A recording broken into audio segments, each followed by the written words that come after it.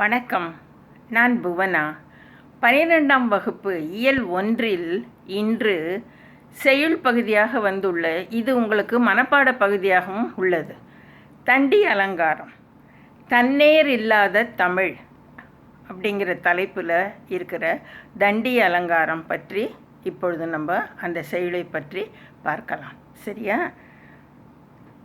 தண்டி அலங்காரம் தமிழில் ஐவகை இலக்கணங்களான எழுத்து, சொல், பொருள், யாப்பு, அணி, இதான் ஐவகை இலக்கணங்கள் இருக்கு இல்லையா என்பவற்றில் அணி இலக்கணத்தை விளக்க எழுந்த நூல் தண்டி அலங்காரம் ஆகும்.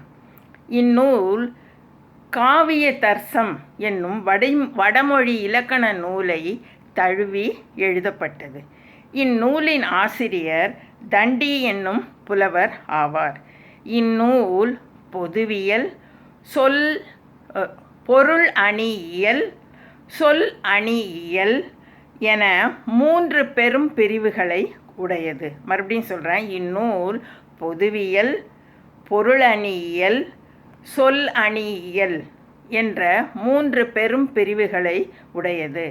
இலக்கண நூலார், உரையாசிரியர்கள் ஆகியோர் பலரால் எடுத்து ஆளப்பட்ட பெருமை உடையது. அப்படின்னா அவங்க இதை கொட்டேஷனாக கொடுத்து தங்களுடைய நூல்களெல்லாம் இதை மேற்கோளாக எடுத்து கையாண்டிருக்காங்க அப்படின்னு அர்த்தம். பொதுவியல் 4 வகையான செய்யுள்களை பற்றியும், பொருள் அணியியல் 37 வகையான அணிகளின் இலக்கணம் பற்றியும், சொல் அணியியல் மடக்கு, சித்திரக்கவி, வழக்குகளின் வகைகள் ஆகியவை பற்றியும் விளக்குகின்றன. இது இந்த தண்டி அலங்காரத்தின் நூற்குறிப்பு. இதை நீங்கள் படிச்சுக்கணும். ஏன்னா இது 1 மதிப்பெண் வினாக்களில் கேட்கப்படக்கூடிய வினாக்கள் இது. அடுத்தது ஆசிரியர் குறிப்பு. தண்டி என்னும் புலவர் பல்லவ ஆட்சி காலத்தில் காஞ்சிபுரத்தில் வாழ்ந்து வந்தார். இவர் வடமொழியில் தண்டி அலங்காரம் என்னும் நூலை இயற்றினார். வடமொழியில் அப்படின்னா சான்ஸ்கிரிட்டில். இந்நூலை தழுவி அப்படின்னா டிரான்ஸ்லேட் பண்ணின்னு அர்த்தம். அதை வச்சு எப்படி வால்மீகியினுடைய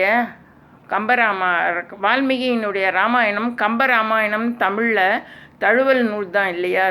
அதே மாதிரி இதுவும் வடமொழியின் நூலை தழுவி தமிழில் தண்டி அலங்காரம் என்னும் நூல் தோன்றிற்று. தமிழில் எழுதப்பட்ட இந்நூல் தண்டி அலங்காரம் என்னும் பெயரையே பெற்றது. தமிழில் தண்டி அலங்காரம் எழுதிய ஆசிரியர் யார் என்று தெரியவில்லை. தண்டி எழுதிய வடமொழி நூல்கள் தண்டி அலங்காரம், காவிய தர்சம், அவந்தி சுந்தரி, இது 3 அவர் வடமொழியில் எழுதியிருக்கிறார். தண்டிங்கிற புலவர் அவருடைய மொழியை தான் தமிழில் தண்டி அலங்காரம்னு மொழிபெயர்த்திருக்காங்க. ஆனால் அதை மொழிபெயர்த்தவர் யாருன்னு தெரியல அப்படிங்கிறது தான் இந்த ஆசிரியர் குறிப்பில் உள்ளது. சரியா? இப்போ பாடலை பார்க்கலாமா?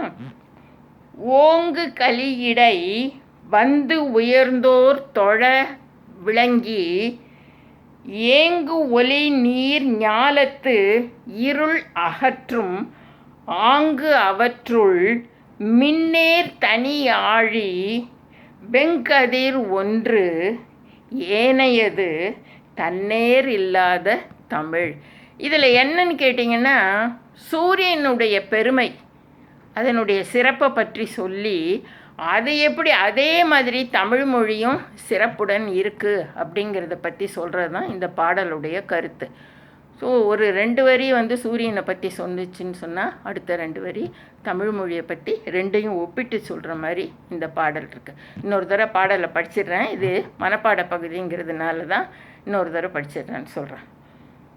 ஓங்கு கலியிடை வந்து உயர்ந்தோர் தொழ விளங்கி, ஏங்கு ஒலி நீர் ஞாலத்து இருள் அகற்றும், ஆங்கு அவற்றுள் மின்னேர் தனி ஆழி, வெங்கதிர் ஒன்று ஏனையது தன்னேர் இல்லாத தமிழ்.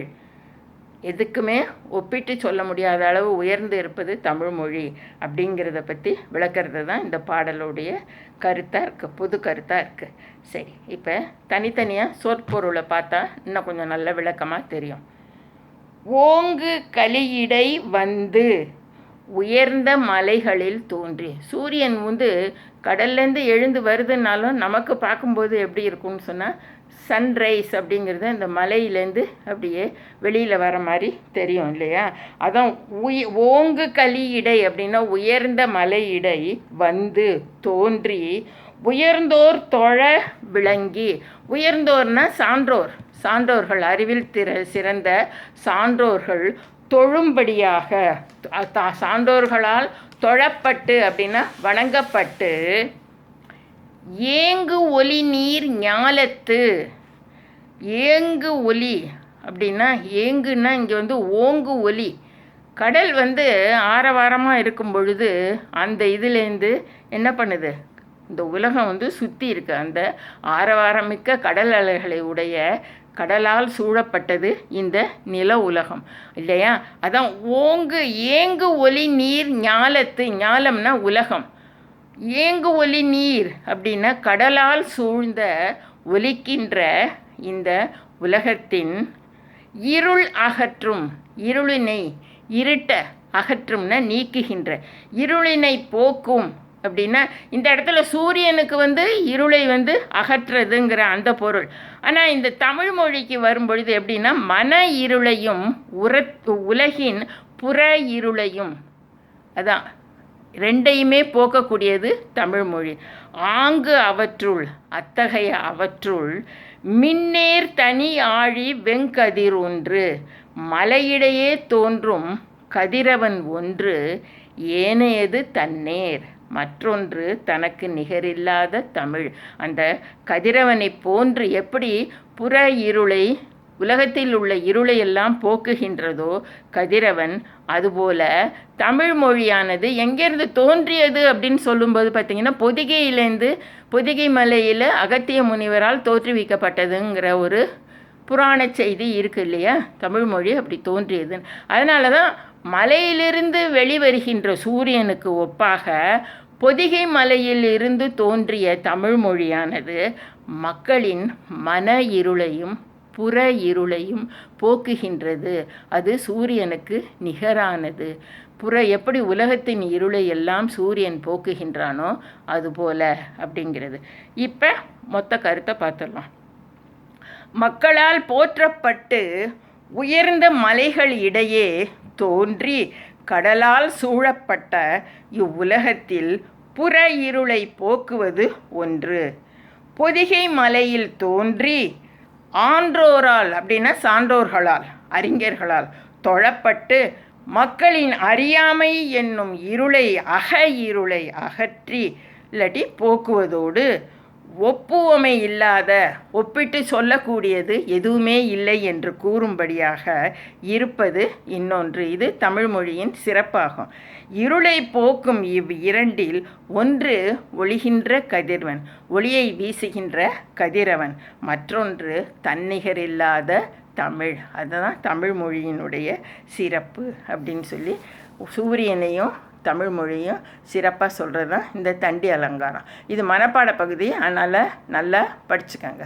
நன்றி.